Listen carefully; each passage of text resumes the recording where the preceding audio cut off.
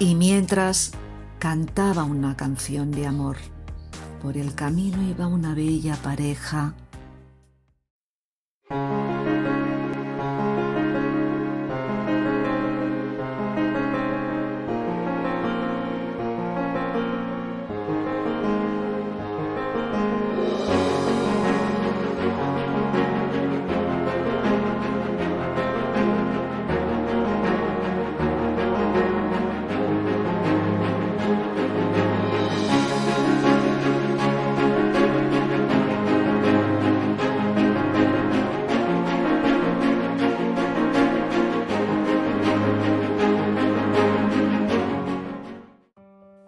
En su cajón bien guardado, y me la encontré ayer haciendo sus labores.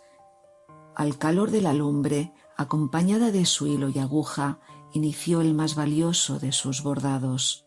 Aquella lentitud que siempre añoramos vencía ahora al deber impuesto a corto plazo. De puro mirar y exquisita maestría era su destreza la que vestía punto a punto los colores escondidos en su regazo: verde, azul, rojo, amarillo, blanco. El olivo de verdes aceitunas al cobijo de un cielo azul dormía.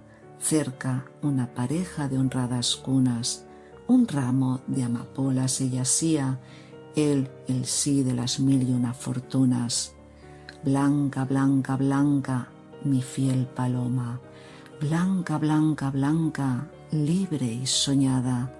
Bello es tu volar de alma enamorada, bella es tu suerte de oro y fresco aroma. Y me la encontré ayer haciendo sus labores. Una canción cantaba, una canción de amor bordaba. Muchas gracias por todo. Autora Elizabeth Mayol López, Cataluña, España.